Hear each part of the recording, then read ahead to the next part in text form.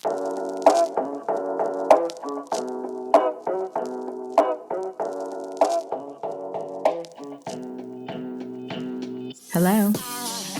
Hello. Hello. Testing. Are you there? 1, 2. We're Are you here. there? Welcome to WTF Stories and Advice. I'm Louisa Delden. And I'm Caroline Cranshaw. And we're back to talk some shit. And tell random fucking stories and give you some advice. Yeah, as always. What did you do this weekend? I taught people hypnotherapy because I have a school teaching people how to be hypnotherapists like me, which is a very scary thought. No. Imagine me as a hypnotherapist. I'm trying to imagine that. You I get think silent. I'm like, No, I was imagining you. I think you'd be good. Well, I think you'd be good at anything you turned your hand at, Louisa. Oh, bless, so kind, so inspirational. Yeah, so I had a full weekend of training people and talking about random stories and having to teach people about the subconscious mind. And yeah, it was a lot of fun. The guy who I'm doing it with, oh my fucking God, he's such a character. He's so funny. His name is Daryl, and he's been teaching hypnotherapy for years. And yeah, we just play off each other. He's Scottish and he's amazing. And he's got this way about him where he can just put people in their place. But in a way that you don't realize it until after. Doesn't come off like rude or aggressive. No, it's like in the nicest possible way. But afterwards, you're like, wait a minute. Yeah. Not passag. Daryl Gove, if you're looking for another hypnotherapist that's almost as good as me. No, I'm just kidding. Shameless plug. Go see him. No, he would be as good as me. Same, but different. Very modest. Yeah. He's as good as me. I had a sober weekend. Sober? Yeah. Really? I mean, your eyes. I know. I'm light like, up. what? Yeah. Changed gal. I went on those Onzos, which for anyone not from New Zealand, they're like those bikes that you hire. So you scan your phone. Yeah. And then you just go cruised around St. Heliers and Mission Bay. Did you? Yeah. And then I sort of ate a lot of food.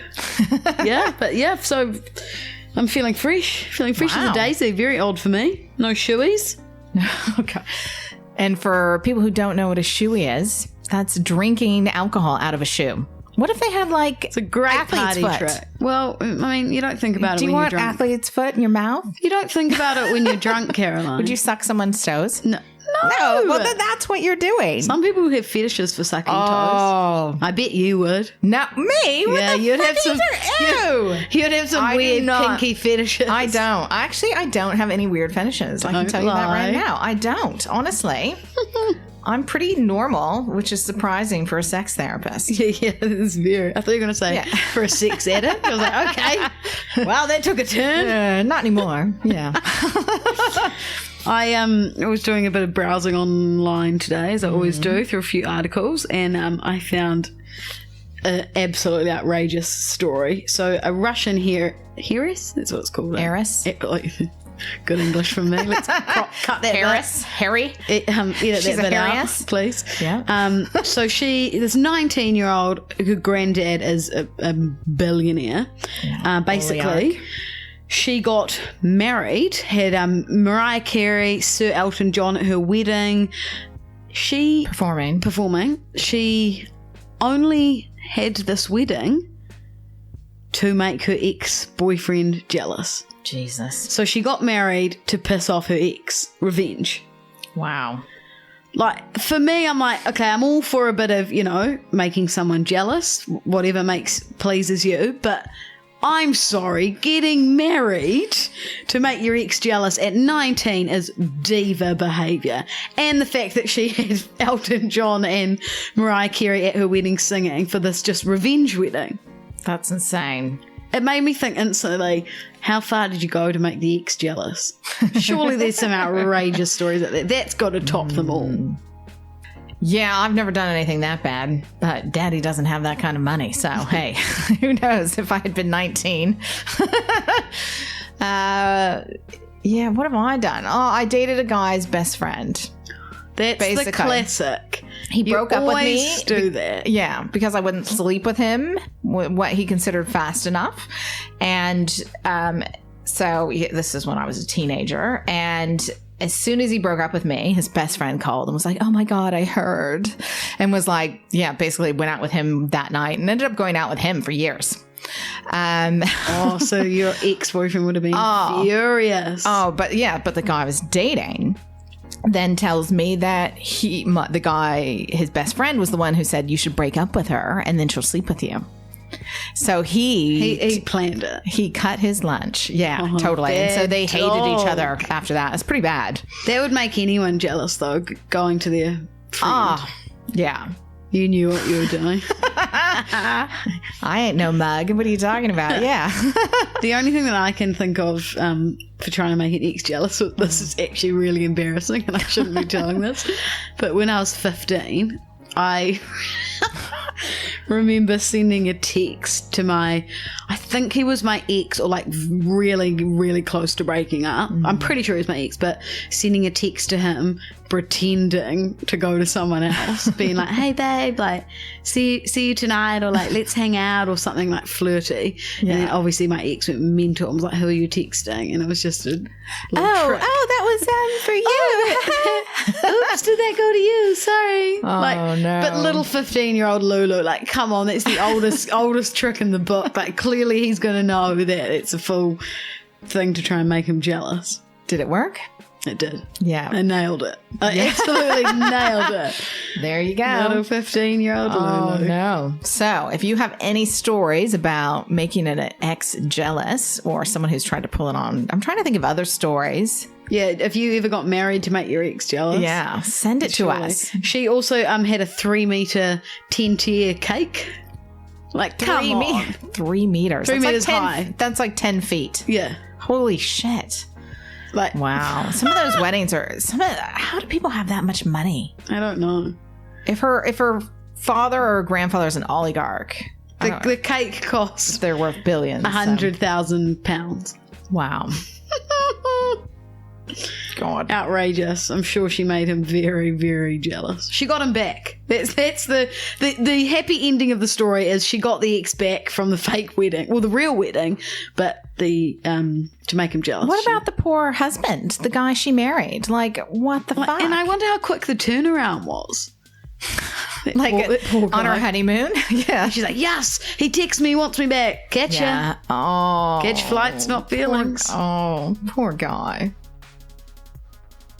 As a hypnotherapist, I get tons of clients coming to me for anxiety, social anxiety, fear of public speaking. And I used to have a paralyzing fear of public speaking.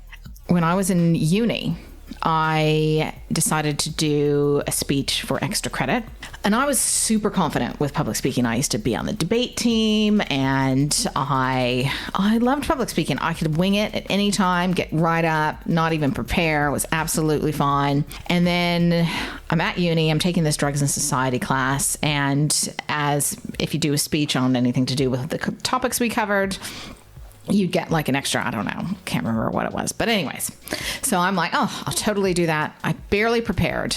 I rock up and I decided to do my speech on why marijuana should be legalized. Oh, wow. What are you trying to tell us?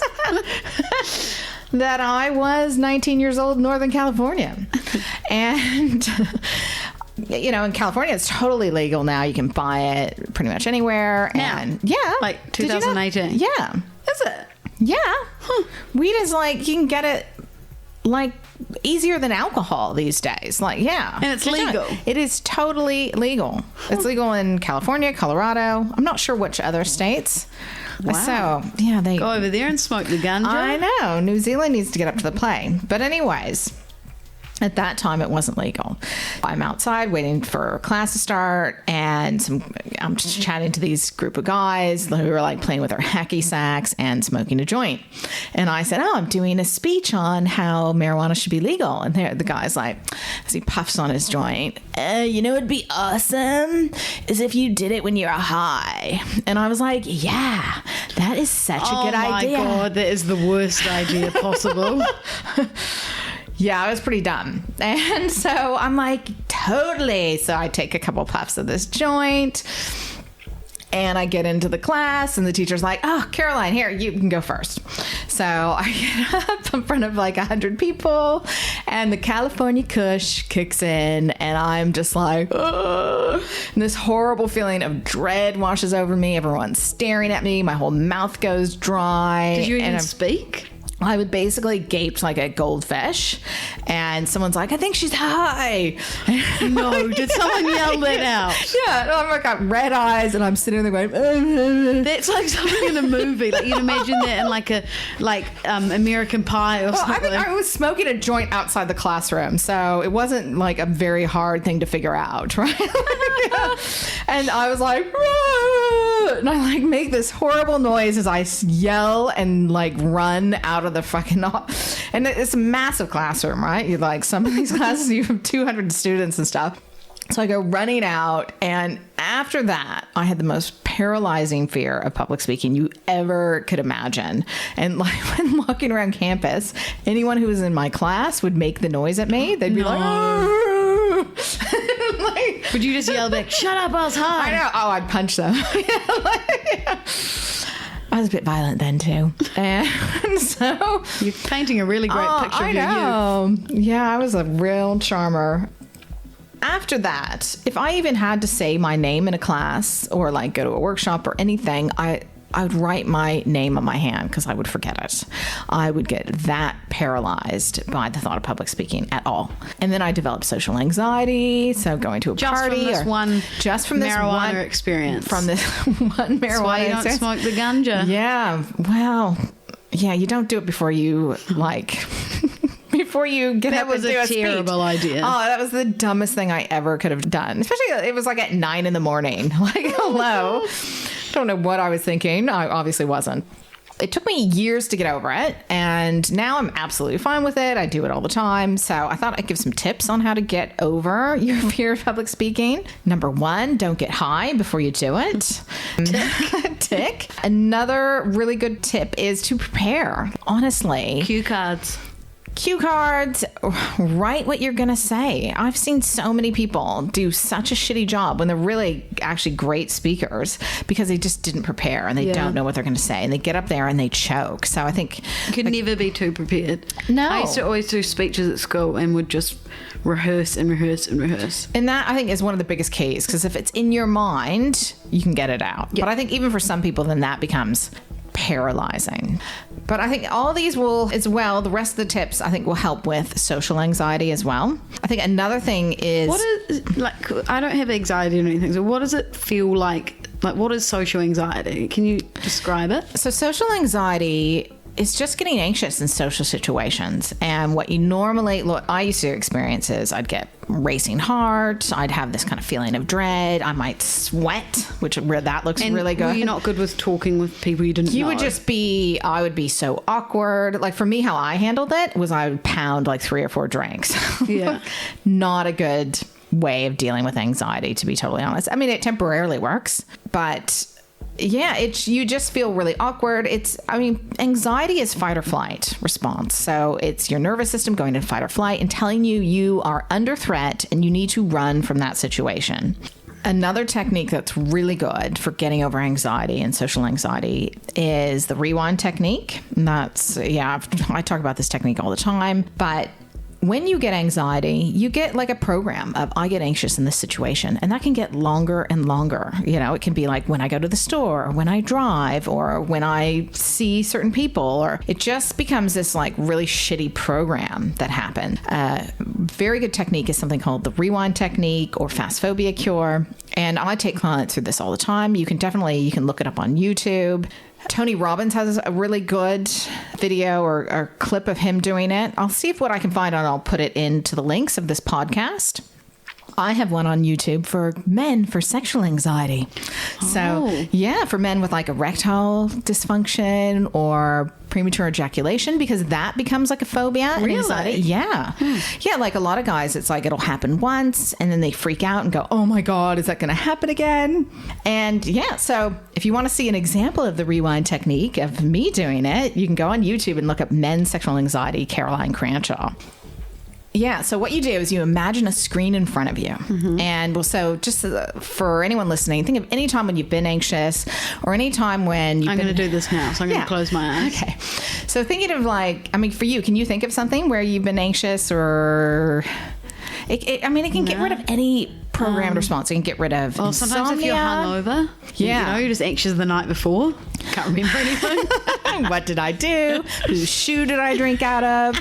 That's what you're doing. Probably. Yeah. So for you guys listening, think of any situation where you've been anxious or you've been embarrassed or something like, could be sexual issue, could be social anxiety. This is great for anxiety. And so imagine this screen in front of you. And we're going to say any memories that are linked to this anxiety are going to come up. And it's not like regression where I want to take you back and make you re-experience it, but we're going to corrupt those files. Imagine these memories coming up and we're going to add in things that weren't there before. So we're going to add in things like monkeys and cartoon characters and circus music. You can stick other people in like baby dresses and have clown noses on, Mickey Mouse ears. You want to make it as silly and ridiculous as you can. And you're just going to fast forward it, watch those memories really quickly, and then imagine you can rewind it and just rewinding the memories backwards, seeing the monkeys going backwards, cartoon characters going backwards, the circus music playing backwards. And a good technique is just to feel the feelings connected to that memory, that when you felt like things did not go your way, and so that you can bring those feelings up so you can let them out. Rewinding it very quickly back to the beginning. And now watch it and fast forward. So watching it fast forward with the monkeys and the cartoon characters and everything streaming through. And then just imagine the color starting to drain away from the screen. And as the color drains away from the screen, you can take a nice deep breath and you can just feel those feelings or that anxiety or any negative feelings to do with that drain away as well. And the screen is in black and white, and you're going to rewind it and fast forward it and make it blurry and scrambled and hard to see. And just imagine that screen floating off in the distance and it's getting further and further away, that anxiety, that traumatic event, whatever it is, getting further and further away till it's just a tiny little speck. And then imagining it exploding into a million little pieces and just blowing away in the wind. And we'll just say that your subconscious mind or your mind now realizes that that anxiety, that trauma, or that event isn't keeping you safe. And the best way to keep you safe is for you to be calm and confident and feel good in your own skin. So have you corrupted a program? Good. I'm here. I'm back. Yeah, I'm back. That's an amazing technique. That's and just free hypnotherapy right there. There you go, people. That'll be $250 an hour. Thank you. Bank transfer, please. Pronto. I use that technique all the time for so many different, it can be for a habit you want to get rid of. It can be for eating crappy food. It can be for traumatic memories. You want to be a little bit careful. I probably should have put this warning in before. You don't want to do it with massive trauma, like, because you can kind of re-traumatize yourself. But I mean, I've used it on myself for massive trauma. Another way you can do it is just imagine watching yourself watching a screen. So that you're not looking at the screen, you're just watching yourself and just asking your subconscious mind to do it in the background. But it just puts a scratch in the record. And we just develop these programs. And the way I look at it is we get some shitty programs going. Doesn't it take 4 days to create a habit or something like that? More like 40, I'd say. Okay. But yeah, I mean, with anxious responses, it can just take one time of something happening. Then it's triggered, it's in your mind, and then it keeps And then people go, oh my God, what if that happened again? Oh, look, it's happened again because I'm thinking about it. And look, it's happened again. It's like any kind of phobia. I find this really common, like with men with sexual issues as well, or women with sexual issues. Is you go, oh my God, I don't want that to happen again. But you're thinking about it, and then it does. Yeah, it's like when you think about stuff, then it always continues to happen because it's in the back of your mind, like your subconscious. Yeah, and it'll just come up all the time because you're thinking about it. Another technique that's good for social anxiety or feeling more confident or public speaking is what I call the tail technique. And that is just imagine that you have a fluffy cat's tail. Sounds really weird. But imagine this tail growing out of your spine and it's fluffy and it's swishing on the ground. And it's really hard to be very serious and freaked out when you're doing this. I learned this in a public speaking class from a woman who was like a tantric master. And she said from a tantric point of view, it grounds you and it helps you to just be more in your body. And I find that it just puts you in this kind of playful mood that it's hard to be like, oh, when you're imagining you have a tail. Yeah. It's really weird.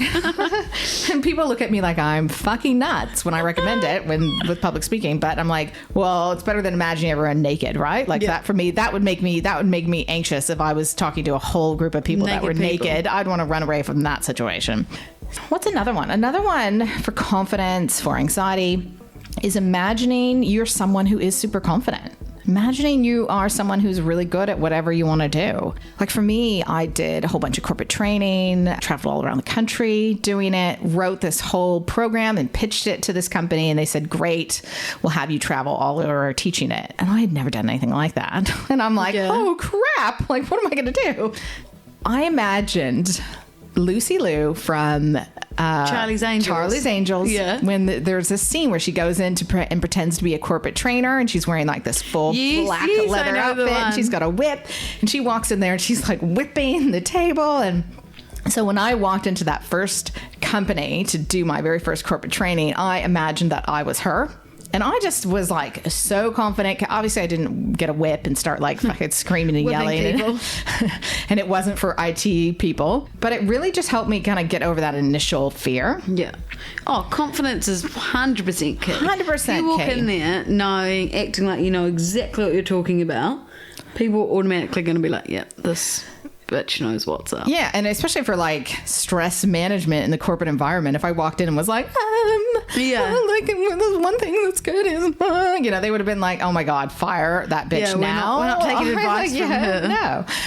Yeah, fake it till you make it. I was watching this woman. I'll have to look up who she is. I was watching some clip of her last night.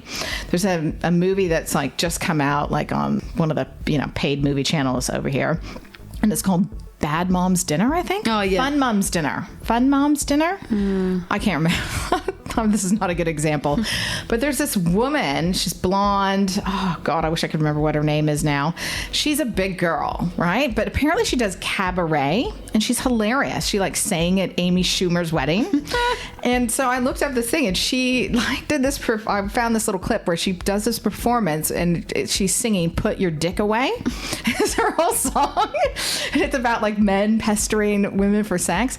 She comes out and she's wearing this like halter kind of dress that's like silver lame shiny material. She's got huge boobs, no bra. And she's like, all right, people, questions. Are you wearing a bra? And she's like, nope, don't need one. Next question. And then does this full song like all over men in the audience singing, "Put your dick away." It was the best. Oh, you've got to look it up. I'll have to remember who she is. But fuck me, she is funny. But she was so confident that she was actually sexy and just amazing. And it was all in her attitude. She didn't give a fuck that she's a big girl. Yeah. Oh, she was confidence is key. Confidence is sexy. It is. It doesn't matter what size you are. It's like people beat themselves up for how they look, or I'm not good enough, or whatever. It's like bullshit. You are amazing in your own way, and you don't need to be perfect. Perfect's fucking boring. I want to scratch my eyes out when people portray themselves as perfect. Just, yeah. So those are some of my tips. Yeah. Good. I think they would definitely help. Yeah. Well, people pay good money for those. So there you go. $250. Free session. Thought I'd bring a bit of humble, smart content rather than just terrible stuff that we usually talk about. Another good book review. So I just finished, I think I spoke about it last podcast, The Last Mrs. Parish. You haven't read that? No. So that was phenomenal. Such a good book. Like the Last twist, Mrs. Parish. Yeah, the twist at the end is insane. Did you talk about it, the last one? I think I was like a quarter of the way through it. Yeah. I was like, oh, I'm hooked.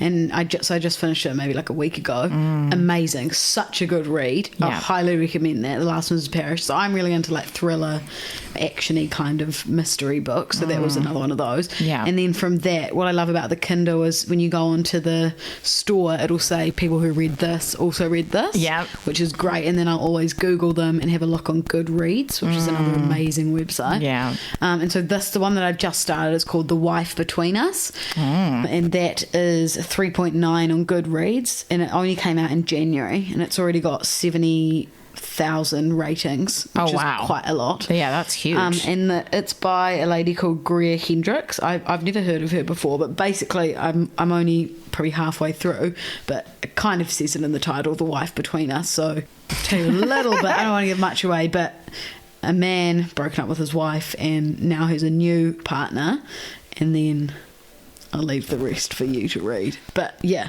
seriously recommend. And that thing on the Kindle, going to books that, if you read this, you'll like, that is great. Basically, from Girl on the Train and The Truth About the Harry Quebert Affair, I found all these other books that I've read and absolutely loved. Have you read Sharp Objects? No, but is that the one they made into a TV series? Yeah. Is it good?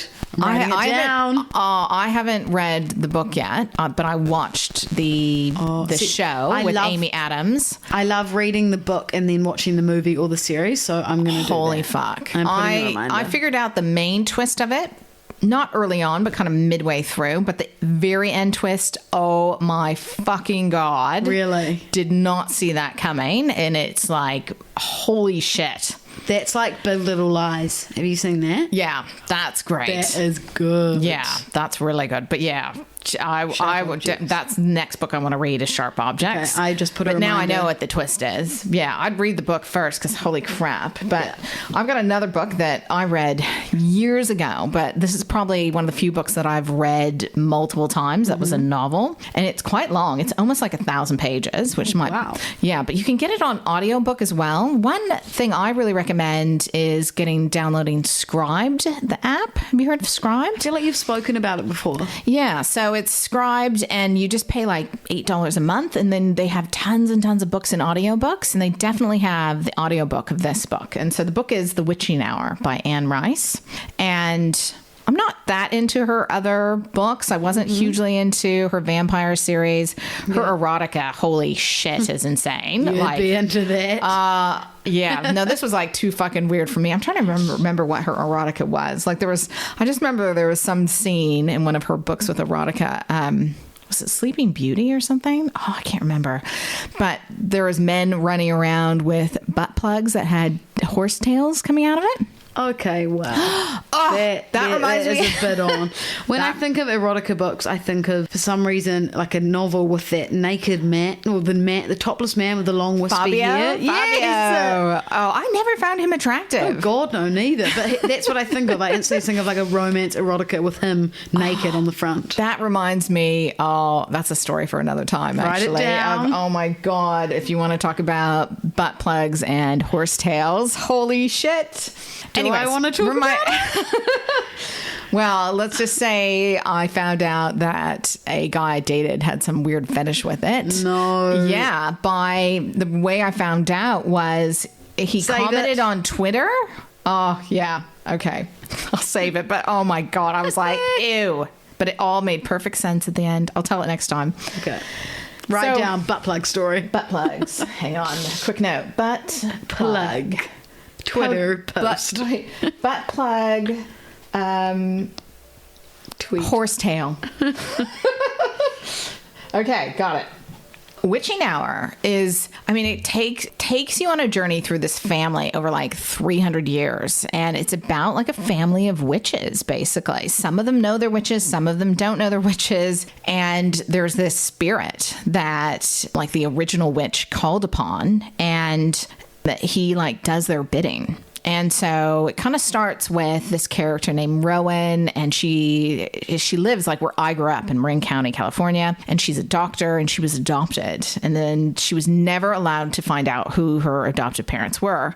Her parents die, and then her family comes and contacts her and the rest of the book is based in New Orleans. And it is unbelievable story. You get so like attached, involved with the different characters and the spirit that basically does their bidding, and it's just oh my God, one of the best books I have ever read. Is it just a one book, not a series? It's just a one book. And no, actually no, it isn't. There was more actually, now that I think about it. I can't remember what the rest were. I did read those, but You have Another one.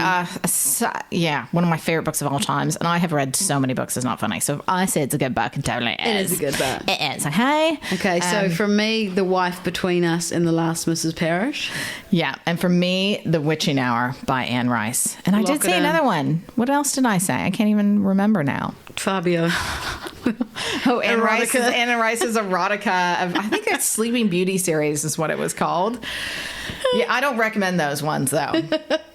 So those are our recommendations. But yeah, and Sharp Objects. Watch the TV series. Yeah. Oh my God, unbelievable. And in the beginning, it's hard to relate to Amy Adams, her character, because you're just like, this woman is so fucked up. Really? So fucked up that you're just I'm going to read the book because I prefer to do that. Like read it and then watch. Because you create this idea in your head of what they look like and stuff rather than seeing a movie and it always kind of ruins it for me a little bit. Yeah, but I like to build it myself. But yeah, but as the story goes on, you understand why she's so fucked up. And you're just like, oh my God, you poor bitch.